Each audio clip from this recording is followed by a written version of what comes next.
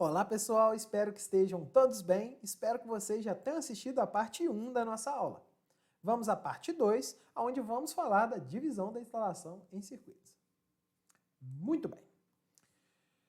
Ok pessoal, primeira coisa que a gente tem que entender é o que é um circuito elétrico no contexto de instalações. Bem, um circuito elétrico ele pode ser definido como um conjunto de equipamentos e condutores ligados ao mesmo dispositivo de proteção. Entenda aqui, por exemplo, o mesmo disjuntor. Ele é constituído basicamente dos seguintes elementos: fonte, condutores, proteção, dispositivos de comando, os interruptores, e a carga. Então, por exemplo, no caso do circuito de iluminação, isso incluiria as entradas na saída do disjuntor, os condutores que fazem as ligações até a lâmpada, o retorno e tudo mais, a proteção, que inclui o próprio disjuntor, dispositivo de comando, no caso o interruptor que a gente usa para poder ligar a lâmpada, poderia ser simples, poderia ser bipolar, poderia ser um interruptor paralelo e tudo mais, e a carga propriamente dita, que seria a lâmpada. E a gente já viu isso, existem dois tipos de circuito na instalação, seria o circuito de distribuição, que atende várias cargas. No caso da nossa residência, seria o circuito que liga o medidor até o quadro de distribuição, e os circuitos terminais, que são aqueles circuitos que saem do quadro de distribuição para acionar uma determinada carga. Por exemplo, as lâmpadas. Ok, então aqui a gente tem um diagrama aqui bastante interessante, onde a gente tem detalhado aqui a entrega de energia para uma instalação elétrica. A gente já detalhou isso aqui bem anteriormente. Então a gente tem aquele ramal de ligação onde a gente tem a derivação. Isso chega até o pontalete ali da instalação. A gente pode usar essa mesma estrutura para chegar também em cabos de telefone, TV e tudo mais. Isso vai conectar na nossa caixa ali de medição, então tem um disjuntor geral, tem um medidor de energia elétrica. A concessionária sempre exige a existência do aterramento, então pode ser que seja uma haste, pode ser que sejam duas, pode ser que sejam três, pode ser que sejam mais de três, mas tem que ter esse aterramento. Desse aterramento deriva o condutor de proteção da instalação. Então a gente chega no nosso quadro de distribuição, por exemplo, num quadro que for trifásico, a gente vai chegar com 5 condutores. Condutor de proteção, neutro e as 3 fases. Depois nós vamos ter os dispositivos de proteção gerais aqui, contra curto-circuito, proteção de choque elétrico, contra efeito de descarga atmosférica, e aí nasce os nossos circuitos terminais. Então esse aqui seria o circuito de distribuição da nossa casa, e depois do nosso disjuntor geral, é onde vão se iniciar, desses barramentos aqui, por exemplo, os circuitos terminais. Então aqui a gente teria um exemplo detalhado mostrando os circuitos terminais. Então nesse caso, depois de a gente fazer as conexões das proteções, já expliquei isso aqui para vocês. Por exemplo, a gente teria um circuito 2, que ele é um circuito que vai alimentar todas as tomadas. Então a gente sai com o condutor de fase, pega um condutor de proteção, pega um condutor de neutro, e esse camarada liga nas tomadas e nós teremos aí o circuito montado. Já no caso da iluminação, nós teríamos um outro disjuntor, vai sair uma fase dele, seria o circuito 1, ele pega uma outra proteção, pega um outro condutor de neutro. A gente vai ver depois que pegar outro condutor de neutro é obrigatório, você não pode compartilhar o mesmo condutor de neutro para circuitos diferentes, então o condutor de neutro ele deve ser único, Já o condutor de aterramento ele poderia ser compartilhado, se você usar uma bitola compatível. Então depois a gente vai discutir isso também. E aí a gente conecta aqui na nossa lâmpada e aqui é a ligação que a gente já conhece. Neutro na lâmpada, da fase a gente faz uma emenda em derivação, sai para o interruptor, volta o retorno e liga na lâmpada. Então aí a gente teria o circuito terminal funcional montado. Espero que tenha ficado claro. E por que a gente divide a instalação em diversos circuitos? Por que a gente não usa um circuito só? Bem, primeiro que você pegar uma instalação, que ela tem um único elemento de proteção, por exemplo, se não tem quadro de distribuição na sua casa, seja só o disjuntor lá do medidor, ela é muito vulnerável. Pode ser que você tenha um curto-circuito na tomada da sua casa e o disjuntor não vai desligar. Então isso é perigosíssimo. Segundo ponto é a interferência eletromagnética. Então talvez se vocês recordarem aí, Os televisores mais antigos, por exemplo, eles sofriam bastante interferência, né, de outros aparelhos. Por exemplo, se você ligasse uma furadeira junto, ou uma máquina de lavar, ou um liquidificador, né, eles geram muita interferência e acaba atrapalhando o sinal da TV. Né? Então, se você pudesse separar em circuitos, separar esses circuitos, né, colocar essas cargas eletrodomésticos em circuitos separados, a gente poderia ter uma melhor performance. Logicamente, né, ter circuitos separados também facilita verificações e ensaios eventuais que a gente precisa na instalação. E quando você precisa realizar uma ampliação ou a manutenção, é muito mais fácil quando você tem circuitos separados. Exemplo clássico, né, quando a gente precisa trocar o chuveiro. Né, porque muitas vezes você precisa trocar o chuveiro à noite. Né. Se você não tiver um circuito separado para o chuveiro, você vai fazer duas coisas. Ou você vai tentar trocar o chuveiro com ele energizado, você vai correr um risco absurdo. Né? Então não recomendo, definitivamente. Ou você vai ter que desligar o disjuntor, né, para poder fazer esse serviço com segurança. Só que como está durante a noite, se você tiver um disjuntor só, você não vai ter luz para poder fazer a troca. Aí você tem que pegar uma lanterna para poder trocar o chuveiro. Né? Então, é bem absurdo. Né? Por esse motivo, é muito interessante a gente ter circuitos separados. E o que a norma fala, né? Bem, a norma ela tem um item bastante interessante, que é o item 4.2.5, que fala especificamente da divisão da instalação. Então, ela fala que a instalação deve ser dividida em tantos circuitos quanto necessários, de forma que ele possa ser seccionado sem risco de realimentação inadvertida. Então, você poderia desligar o disjuntor lá do chuveiro e fazer a troca dele tranquilo, sem correr o risco de você tomar um choque elétrico, porque isso estaria alimentado por um outro disjuntor. Né? Então, essa que é a ideia. Além disso, né, quais são os pontos-chave, né, que essa definição aqui da divisão da instalação ele apresenta? Né? Questão de segurança, conservação da energia, né, questões funcionais, de produção e de manutenção. Então, esses são os pontos aí que motivam dividir a instalação em vários circuitos. Ok, o que mais que ela fala? Né? Devem ser previstos circuitos distintos para partes da instalação que requeram um controle específico.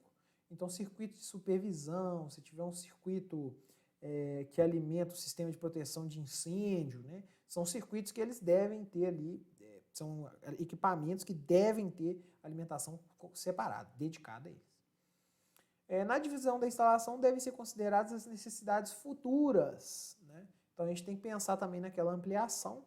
Isso aqui vai de encontro com aquela definição do quadro de distribuição que a gente discutiu. Né? Os circuitos terminais devem ser individualizados pela função dos equipamentos, né?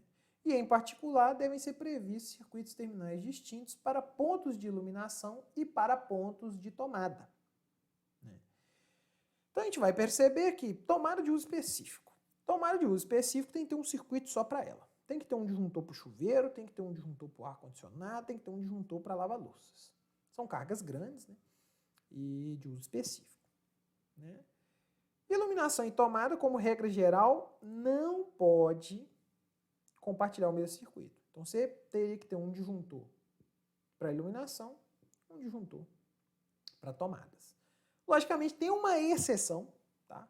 Que ela é discutida, né, para locais de habitação, casas, por exemplo, do item 9.5.3. Daqui a pouco a gente vai falar sobre ele. Então, existe sim uma exceção, né, mas tem as condições específicas para que seja aplicado. Mas, como regra geral, não misture iluminação com tomada. Devem ser circuitos diferentes. Né? Além disso, né, se você tem um circuito com mais de uma fase, né, se ele é bifásico ou trifásico, né, uma instalação, né, o ideal é que as cargas sejam distribuídas nessas fases para que a gente tenha o maior equilíbrio possível. Né?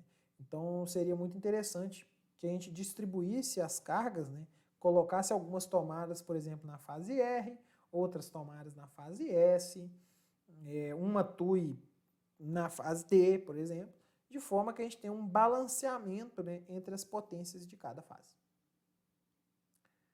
Ok, tem um item bastante interessante, esse item é legal que ele gerou polêmica. Né? Então, ele fala de instalações que comportam mais de uma alimentação. Tá? Então, se ele tem, por exemplo, uma alimentação da concessionária e uma outra alimentação. Vou te dar um exemplo clássico. Se você tiver um sistema fotovoltaico na sua casa, você tem lá uma alimentação em corrente contínua que vem dos módulos fotovoltaicos, né? Então, o que eles falam é que essas fontes separadas, elas não devem, em hipótese nenhuma, compartilhar o mesmo quadro. A não ser, né, que tenha essas exceções. Por exemplo, circuito de sinalização. Então, se você tiver um circuito de sinalização que ele é alimentado em 220, né, e um motor que o seu comando é em 440, eles podem compartilhar o mesmo quadro, tá? Se for um conjunto de manobra, né, entre essas duas fontes, né, por exemplo, a gente tem um gerador na casa da gente, um gerador a diesel de emergência, e ele pode se conectar, né, à sua carga. Então tem um intercâmbio, tem um lugar onde esse gerador vai ligar com as suas cargas, né, e ele pode também ligar na rede elétrica, por exemplo. Então, nesse lugar de intercâmbio, também poderiam compartilhar. Ou em linhas abertas, né? Então não seria de fato dentro de um quadro, né? E o que gerou discussão é porque quando os sistemas fotovoltaicos entraram no mercado brasileiro, muitos fabricantes vendiam uma caixa de proteção que compartilhava tanto a proteção em corrente contínua, que são esses primeiros elementos, quanto a proteção de corrente alternada. Então, meio que no sistema fotovoltaico, né, você chega com corrente contínua, tem as proteções em corrente contínua, isso liga no equipamento, que é o inversor, né, e do inversor sai corrente alternada, tem uma outra proteção, né. Então, estava tendo, né, vários sistemas que estavam sendo instalados com essa string box, né, mista, que tanto tinha corrente contínua quanto corrente alternada, mas na última norma aí que teve depois para fotovoltaica, ela foi proibida, né, exatamente por causa desse item da 5410. Então elas não devem compartilhar o mesmo quadro. Então hoje como que isso é vendido? Tem uma proteção em corrente contínua, numa caixa, e outra caixa para proteção de corrente alternada. E aí tudo fica certo, né? Ok, vamos àquele item agora, né, dos locais de habitação. Tá? Esse item, pessoal, ele é muito polêmico, tá? Ele é muito polêmico, então tem que prestar atenção, né? Vamos lá. A priori não pode ligar circuito de iluminação, tomada e iluminação, compartilhar o mesmo circuito. Mas em locais de habitação, né, meio que isso vai ser possível. Então vamos ler o item aqui para a gente perceber, né? Primeiro, nesse item 9.5.3, primeira coisa que ele fala, né, é que equipamentos com corrente nominal superior a 10 amperes, eles vão ter que ter um circuito só para eles. Então, se você tem um circuito que já vai ser ligado naquela tomada de 20 amperes, padrão, ele tem que ter um disjuntor só para ele. Outro ponto. Pontos de tomada de cozinha, copa, área de serviço, lavanderia e locais análogos devem ser atendidos por circuitos exclusivamente destinados à alimentação das tomadas desses locais. Então, se você quiser ligar tomadas de mais de um cômodo no mesmo circuito, você pode? Pode. Você poderia juntar as tomadas, por exemplo, do quarto, com a tomada do banheiro, com a tomada da sala. Mas você não pode fazer isso com as tomadas da cozinha e da lavanderia. Então, circuitos de copa, cozinha, área de serviço, lavanderia, tem que ter um circuito só para eles. Tá? É importante perceber isso. E aí vem o item polêmico. Em locais de habitação, admite-se como exceção à regra geral, que é não posso juntar iluminação em tomada. Então, a gente pode fazer isso, desde que eu tenha 3 condições simultaneamente atendidas.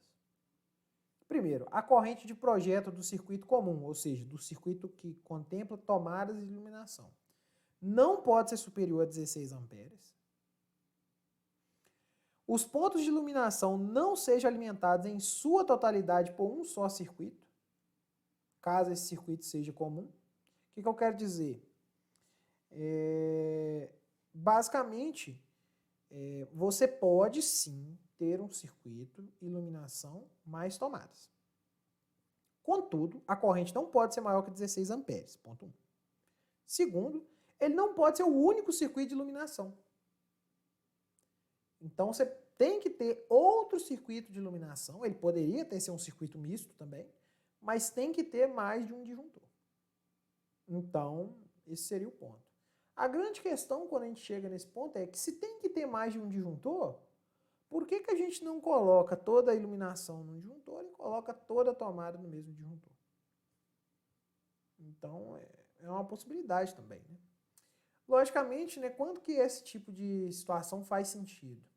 Quando às vezes você tem um cômodo, que às vezes ele está mais afastado da casa, ou você tem uma área externa, né, que você vai ter que levar o cabo do quadro até lá, e para você não precisar levar tantos cabos, né, para alimentar às vezes 2 lâmpadas e 5 tomadas, ou até menos, a gente acaba fazendo essa conexão de iluminação e tomadas no mesmo circuito. Então, existe esse item na norma exatamente para essa situação. Para você não precisar levar 2 circuitos, às vezes, para esse cômodo lá que está mais distante, né? Mais longe do seu quadro de distribuição. Tá bom? Então, isso é importante notar, né? Você pode combinar iluminação e tomada, mas não pode ser um circuito só. Então, isso aí mostra pra gente, pessoal, que numa casa aí qualquer aí, a gente esperaria ter pelo menos 3 circuitos. Né? Um circuito de chuveiro, né? Já que ele é uma tomada de uso específico, corrente maior que 10 amperes. Um circuito de iluminação e um circuito de tomadas. Na prática, é comum a gente ter pelo menos 2 circuitos de tomadas. Por quê?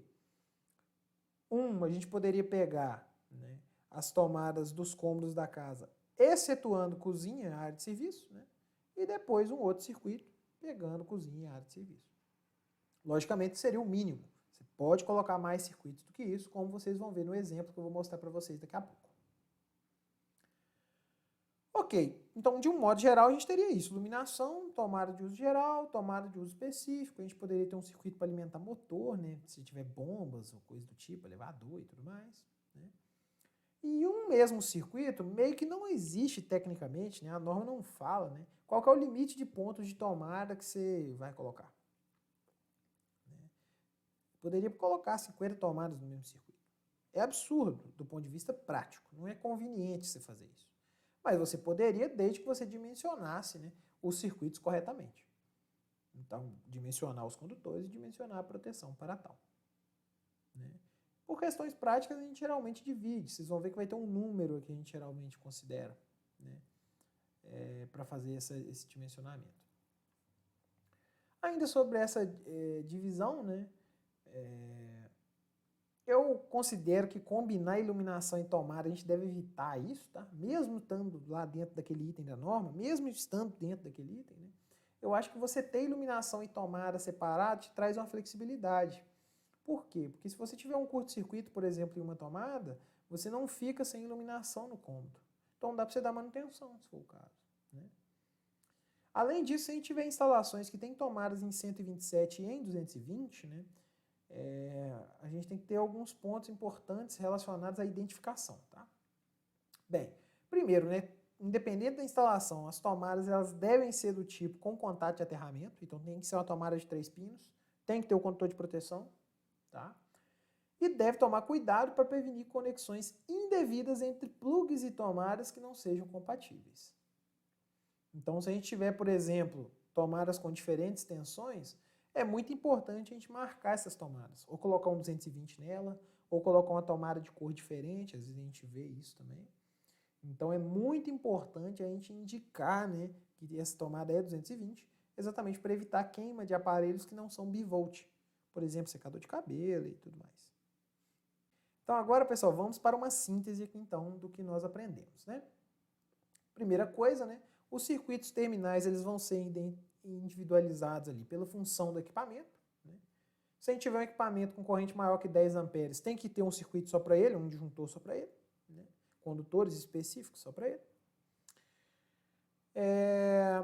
A gente tem que tomar cuidado com cozinha, copa, área de serviço, lavanderia, né? Esses locais, eles têm que ter circuitos só para eles, então você não poderia, né, colocar as tomadas da sala junto com as tomadas da cozinha, tem que ser circuitos separados. Né? As tomadas de uso específico, elas vão ter que ter um circuito exclusivo e, logicamente, não tem um limite de circuitos da sua instalação. Né? Você poderia colocar quantos forem necessários. Uma regra prática, né, para iluminação é a gente colocar entre 1.200 e 1.500 VA para circuitos em 127 e de 2.200 a 2.500 VA em 220. Então, isso seria a potência máxima de circuitos de iluminação. A gente vai ver que isso vem de um ponto na norma, que a gente vai discutir na aula que vem, que fala que o cabo mínimo para iluminação tem que ser de 1,5 milímetro quadrado. Se a gente usar uma potência maior que isso, tem grande chance da gente ter que usar um cabo maior do que o mínimo. Então, para que a gente utilize a mínima bitola, né, e consiga gastar o mínimo da nossa instalação mantendo ela dentro das normas, a gente geralmente limita essa potência nessa faixa. É uma regra prática. Já para tomadas, a gente vai de 1.800 a 2.000 em 127 e 3.600 a 4.000 para as tomadas de uso geral. Então, isso aqui, né, basicamente, né, seria aí, se a gente pegar só tomadas de 100 VA, a gente poderia colocar 18 até 20 no mesmo circuito. Logicamente, se tiver as tomadas de 600 VA, igual acontece na cozinha, na lavanderia e tudo mais, aí vai ser um número menor de tomadas, né? Mas a ideia disso aqui, para tomada de uso geral, é porque também tem um item na norma que limita a bitola do circuito de tomadas em 2,5. Então, 2,5 milímetros quadrados é o mínimo que você pode usar. Dessa forma, para usar esse recurso, né, de 2,5 da melhor forma possível e não precisar usar uma bitola maior, é comum a gente limitar a potência nesses valores. Tá? Então, essa seria mais ou menos a ideia. Ok, né? E aí é muito importante a gente também distribuir, né, essas cargas ao longo das fases, né, para que a gente não fique com um carregamento muito grande, né, numa das fases da nossa instalação. Né? Então, isso vale para instalações bifásicas e trifásicas. Né? O ideal é que a gente consiga balancear com mais ou menos 10% de diferença, né, entre a maior e a menor delas. Seria muito bom a gente conseguir fazer isso. Vamos fazer um exemplo aqui então. Aqui a gente tem uma planta, né? Essa planta está nesse material aqui da Prismian que eu vou compartilhar com vocês. Basicamente a gente tem aqui os dormitórios, uma copa, uma cozinha, área de serviço, sala, banheiro, né? E aqui um corredorzinho. Aqui, né? Então a gente vai fazer o dimensionamento aqui dessa instalação e a divisão dela em circuitos. Né? Primeiro ponto, já aprendemos como que faz, é fazer a previsão de cargas. Então aqui a gente faz a previsão de cargas, se vocês lembrarem a gente usa a área, né? A gente coloca 100 VA para os primeiros 6 metros quadrados, acrescidos de 60 VA quando a gente tem, né, 4 metros quadrados inteiros. Né? Então a gente vai ter aqui as cargas de iluminação obtidas aqui para cada cômodo. A gente também pode fazer a previsão das tomadas. Logicamente, né, a gente vai usar o perímetro, né? Lembrando que se a área for inferior a 6 metros quadrados, a gente coloca pelo menos uma tomada, né? E nada me impede de colocar mais do que o mínimo, né? Então, fazendo as contas, né, a gente vai chegar à conclusão que a gente precisa de pelo menos 3 na sala, 4 na cozinha, 4 na copa, 4 na cozinha, 3 em cada um dos dormitórios, uma no banheiro, né? 2 na área de serviço e uma no hall. Ok. Além disso, tem umas tomadas de uso específico, né, que ele coloca aqui, por exemplo, uma torneira elétrica, um chuveiro elétrico, geladeira e lava-louça e tudo mais. Né? Bem, aqui a gente tem um resumo, agora ele vai definir as potências das tomadas. Né? Se vocês lembrarem, em sala as tomadas são de 100 VA, na copa e cozinha, né, até 5 tomadas, né, até 6, as 3 primeiras, né, elas são de 600 VA, e o restante são de 100 VA. Nos dormitórios tudo 100 VA, no banheiro é de 600, na área de serviço duas de 600, aqui foi colocado, e no hall 100 VA. Então essa seria aí a ideia básica. Né? Ok. Então a gente vai ter aqui todas as cargas da nossa instalação. Né? Aqui ele faz o somatório dessas potências, né? Tanto em VA quanto em watts, né, que seriam as potências das tomadas de uso específico. Né? Para a iluminação ele considerou um fator de potência unitário, né? E para as tomadas ele considerou um fator de 0,8 aqui do fator de potência. Com isso a gente chega em 18.700 watts. Né? Com isso, a gente consegue, com essa carga instalada, ir lá na norma da concessionária e definir qual vai ser o tipo de fornecimento, né? Logicamente, isso vai variar de concessionária para concessionária, né? O tipo de instalação, né? Ok, e como que ele fez a divisão dos circuitos, né?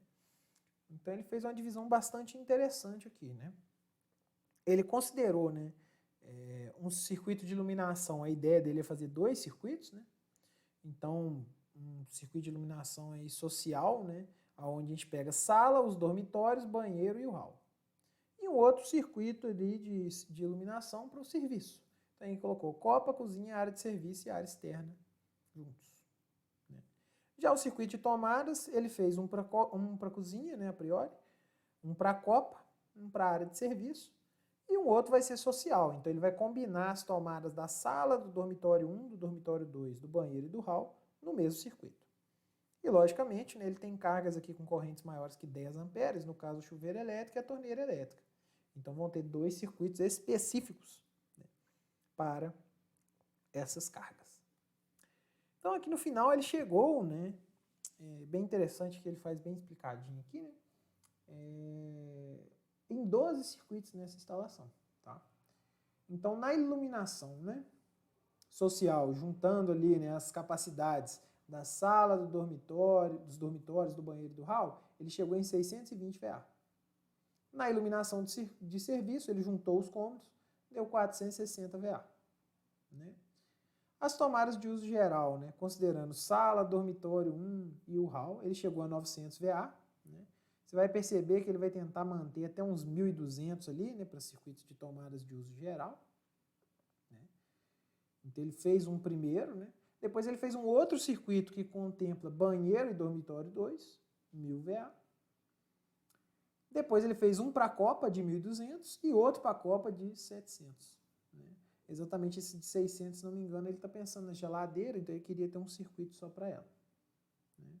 E depois aquelas 2 tomadas de 600 que sobraram, ele fez um outro circuito, seria aquelas tomadas que ficariam próximas à bancada. Né? Bem interessante. Né? E ok. Depois na área de serviço ele também dividiu, né, tanto as tomadas de uso geral quanto de uso específico. Né? E tem um chuveiro, tem um circuito só para chuveiro e um circuito só para torneira elétrica. Né? Então perceba que essa divisão, pessoal, ela pode ser motivada pela proximidade dos cômodos. Né? E logicamente, né, a gente não tenta colocar muita potência no mesmo circuito, senão a gente vai ter que usar uma bitola de cabo maior. Né? Então essa divisão pode ser feita de N formas possíveis. Né? Essa aqui é uma das formas, né, que ele quis indicar. Um ponto importante, como a instalação dele aqui, né, tem uma potência que ela nunca seria monofásica, né, ela seria pelo menos bifásica essa instalação, ele considera a instalação tanto do chuveiro quanto da torneira elétrica em 220 volts. Então, as cargas normais, né, tomada de uso geral e iluminação estão em 127 e as tomadas de uso específico estão conectadas em 220. Né? Ok, então o próximo ponto que ele faz, né? Ele faz a representação tanto dos pontos de tomada, né, quanto da iluminação nessa planta. Depois, ele faz o traçado dos eletrodutos, então define por onde vão passar os condutores, né, se vão ser eletrodutos embutidos na laje ou se ele vai estar passando dentro da parede e tudo mais. E isso parte da definição do posicionamento do quadro de distribuição de circuitos. Então ele colocou atrás da porta da sala. Né? Ok. E aqui a gente já teria a representação, né, de todos os circuitos aqui da instalação. Né?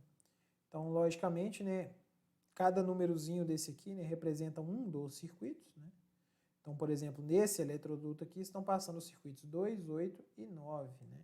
E vão alimentar iluminação e, com certeza, outras cargas aí que a gente tem nos nossos cômodos. Então, em cada um desses eletrodutos, a gente tem que representar todos os condutores que estão passando ali dentro. Né? E isso vai ser importante quando a gente for fazer o dimensionamento dos condutores, da bitola dos condutores. Né? Então, essa taxa de ocupação aqui do eletroduto aqui, ela vai afetar, né, se a gente for utilizar condutores de maior ou menor bitola. Então, uma questão interessante. Né? Logicamente, aqui ainda ficou faltando indicar a bitola dos cabos, então não foi indicado ainda, exatamente porque o dimensionamento dos cabos, né, da bitola dos cabos e dos eletrodutos, é foco da nossa próxima aula. Espero que tenha ficado claro aí, galera. Neste ponto, gostaria de agradecer a atenção de vocês e até nosso próximo vídeo.